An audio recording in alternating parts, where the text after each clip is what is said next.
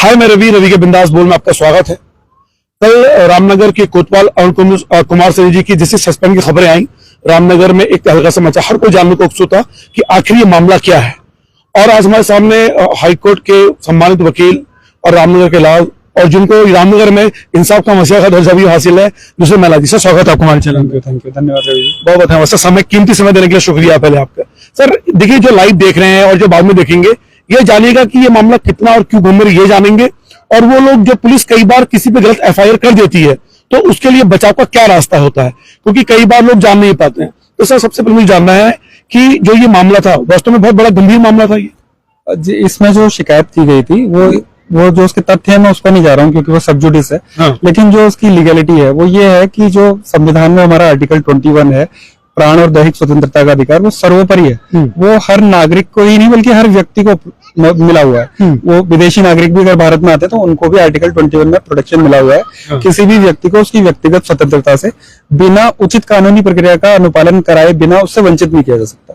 तो इस प्रकरण में हुआ यह था कि जिन धाराओं में एफआईआर दर्ज की गई थी और जिस तरीके से गिरफ्तारी की गई थी और फिर रिमांड के लिए प्रस्तुत किया गया, रात भर थाने में रखा गया, तो ये सब सुप्रीम कोर्ट के जो दिशा निर्देश हैं गिरफ्तारी के संबंध में, अनिमेश कुमार गाइडलाइंस जिनको ब्रॉडली बोला जाता है 2014 की, उनका खुला उल्लंघन है। और उनके अंदर इस प्रकार की गिरफ्तारियों के लिए क्या एक्शन होगा ये भी प्रेस्क्राइब्ड है।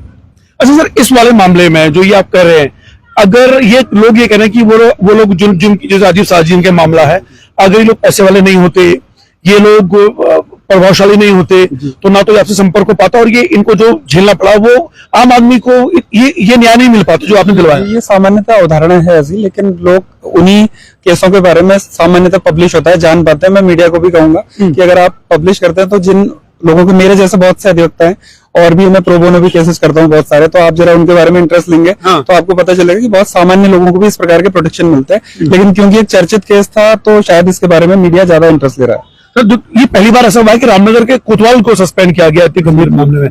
सर, लोग ये भी जानना चाहते हैं, क्या इस मामले में सजा भी होने का कोई प्रावधान होता है?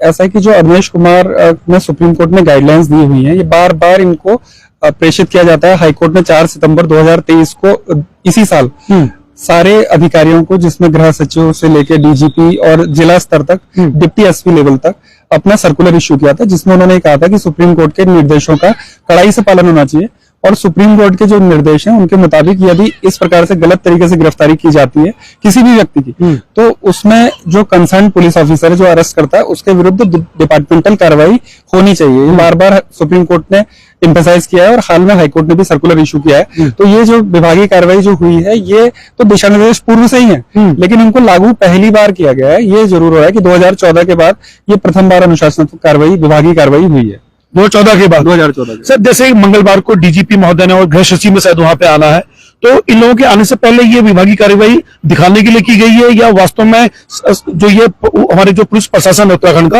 ये वास्तव में गंभीर था उस मुद्दे पर? देखिए, उसमें पुलिस प्रशासन द्वारा दिखाना या गंभीरता, मैं उसको इसलिए नहीं कहूंगा क्योंकि ऐसी कार्रवाई करने के लिए बाध्य है। सुप्रीम कोर्ट ने अपने डायरेक्शन में ही अनिमेश कुमार में लिखा हुआ है कि यदि ऐसा कोई मामला आता है जिसमें कोई पुलिस अधिकारी किसी की इन गाइडलाइंस के उल्लंघन में, जिसमें इनकी गाइडलाइंस भी ब्रॉडली ये हैं कि जो 7 साल या 7 साल से कम की सजा के अपराध हैं उनमें सीधे तौर पे गिरफ्तारी नहीं की जा सकती, उनमें पहले एक नोटिस देना पड़ता है धारा 41A में।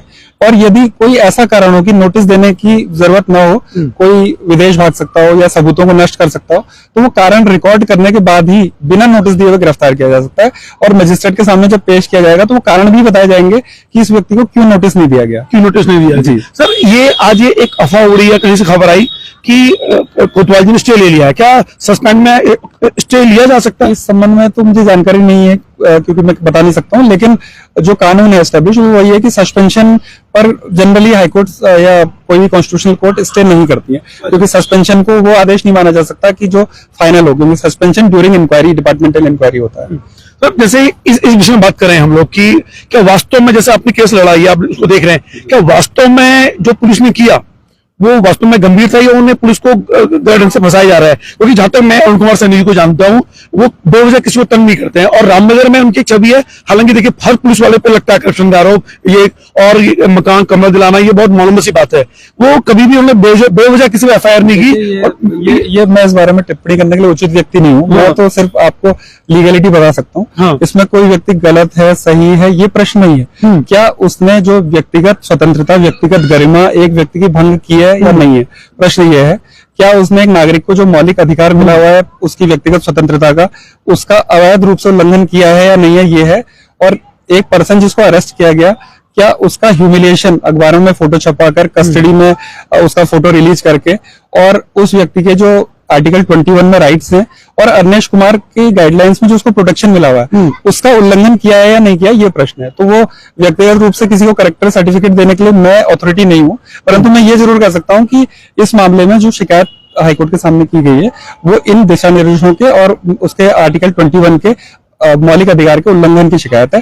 वो शिकायत कोई अच्छे करेक्टर का व्यक्ति भी कर सकता है, लेकिन एक पुलिस अधिकारी के तौर पर कोई भी पुलिस अधिकारी है तो आपको ये समझना होगा कि इस देश में रूल ऑफ लॉ है। इसमें हर व्यक्ति, आप, मैं या कोई अन्य सामान्य व्यक्ति, उसके बराबर के मौलिक अधिकार हैं। यदि पुलिस जो कि लॉ इन्फोर्समेंट एजेंसी है, वो किसी को अरेस्ट करना चाहती है तो जो प्रोसीजर प्रेस्क्राइब्ड है उसको फॉलो करेगी। तो अगर वो फॉलो नहीं करती है तो ये विभागीय कार्रवाई का दिशा निर्देश आज से नहीं है, 2014 से और बार बार उसको रिपीट किया जा रहा है। ये जरूर है कि विभागीय कार्रवाई पहली बार हुई है। और अगर आपने आज का अखबार पढ़ा होगा तो डीजीपी महोदय ने उत्तराखंड के एक सर्कुलर भी इशू किया है, जिसमें उन्होंने ये कहा है कि भविष्य में यदि कोई इस प्रकार से गिरफ्तारी की जाएगी तो उस क्षेत्र के थानाध्यक्ष को निलंबित कर दिया जाएगा। वो कल ही सर्कुलर इशू। मेरा उसी में मेरा सवाल आ रहा था कि ये जो केस लड़ा गया है, ये भविष्य में बहुत दूरगामी परिणाम उसको देखने को मिलने वाले हैं। मतलब पुलिस अब हाथ डालने पर थोड़ा सा संकोच करेगी, एकदम से नहीं करेगी। यही काम पुलिस को 2014 से करना था। जो 2014 में सुप्रीम कोर्ट ने जब अपना आदेश किया था तो उन्होंने ये भी कहा था कि इस आदेश की कॉपी हर प्रदेश के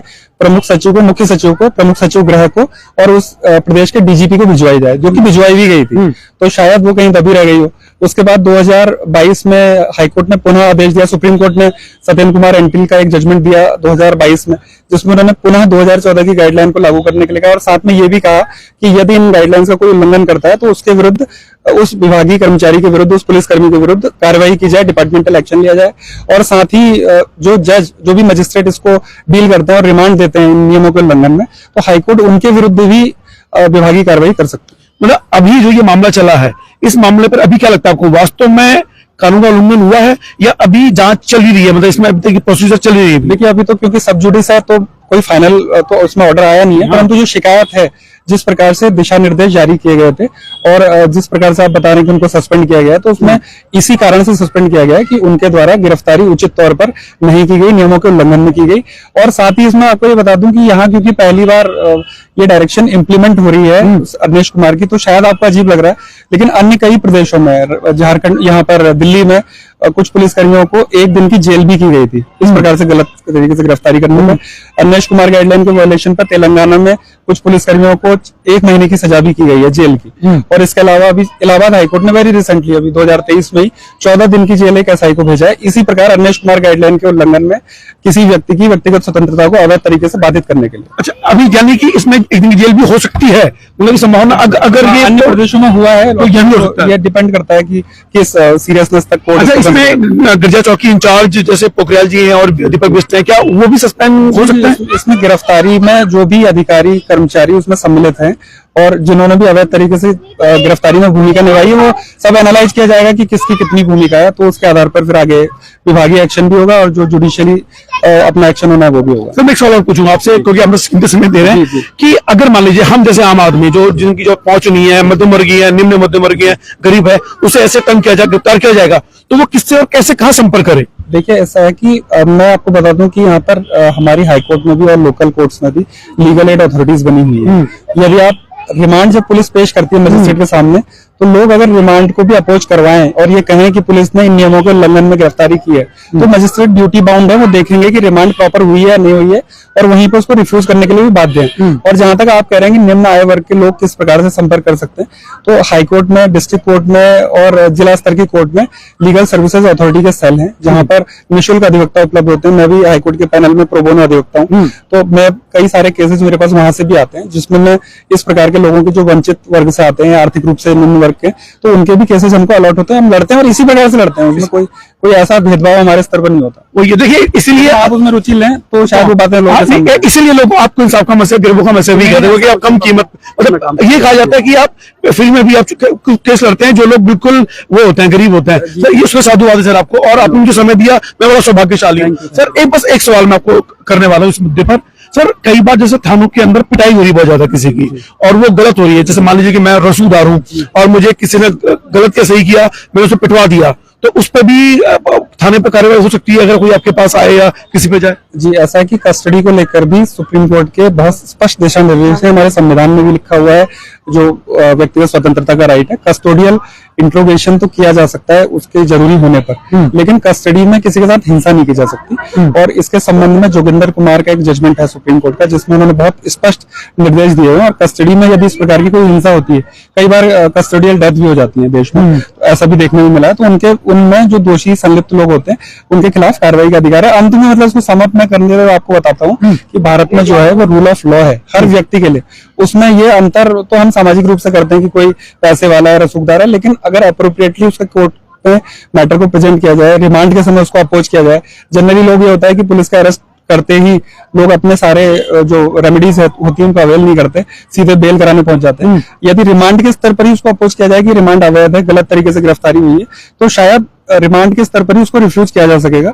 और रूल ऑफ लॉ होने के कारण, भारत में विधि का शासन होने के कारण, यहाँ किसी पुलिस का शासन नहीं है, प्रशासन का शासन नहीं है, यहाँ पर विधि का शासन है। विधि सर्वोपरि है, कॉन्स्टिट्यूशन सर्वोपरि है। तो उस बात को लोग कागजी शब्द समझते हैं, जबकि वो प्रैक्टिकली भी लागू होता है। ये इसी बात का उदाहरण है। और वो आप जैसे वकील मिले तो ही वो संभव है ना, लेकिन लोग थोड़ा डर जाते हैं क्योंकि वकील की फीस बहुत ज्यादा होती है। तो मुझे एकदम से याद आया, इस मामले में मजिस्ट्रेट जो जमानत दी है वो, उसमें मजिस्ट्रेट भी पर भी कार्रवाई हो सकती है? जी बिल्कुल, अरनेश कुमार गाइडलाइंस जो है वो स्पष्ट करती हैं कि यदि पुलिस गलत तरीके से गिरफ्तार कर लेती है तो पुलिस के खिलाफ तो डिपार्टमेंटल एक्शन होगा, लेकिन अगर मजिस्ट्रेट भी उस गलत तरीके से की हुई गिरफ्तारी को जस्टिफाई करते हुए रिमांड प्रदान कर देते हैं, उनको कस्टडी में लेने के आदेश कर देते हैं, जुडिशियल कस्टडी में भेज देते हैं, तो उन मजिस्ट्रेट के विरुद्ध भी हाईकोर्ट प्रशासनिक कार्रवाई करेगी, ऐसा सुप्रीम कोर्ट का स्पष्ट निर्देश। बहुत बहुत धन्यवाद मृणाल जी। इस विषय में कोई अपडेट होगा तो तुरंत आपके पास पहुंचेंगे। फिलहाल रवि के बिंदास बोलने आप लाइव देख रहे थे। इस लाइव को अगर आप बाद में भी देखेंगे तो इस वीडियो को शेयर जरूर कीजिएगा, क्योंकि ये बहुत गहन विषय का था। और नगर कोतवाल जो सस्पेंड हुए हैं, किस कारण से हुए हैं, उस विषय के लोगों को जानकारी मिलेगी। और वो गरीब लोग, जो मध्यम परिवार लोग हैं, जो कई बार गलत तरीके से फंसाए जाते हैं, उन लोगों के लिए भी एक रामबाण और एक विशुद्ध संजीवनी हो सकती है ये रिपोर्ट। फिलहाल रवि के बिंदास बोलते हुए शुक्रिया।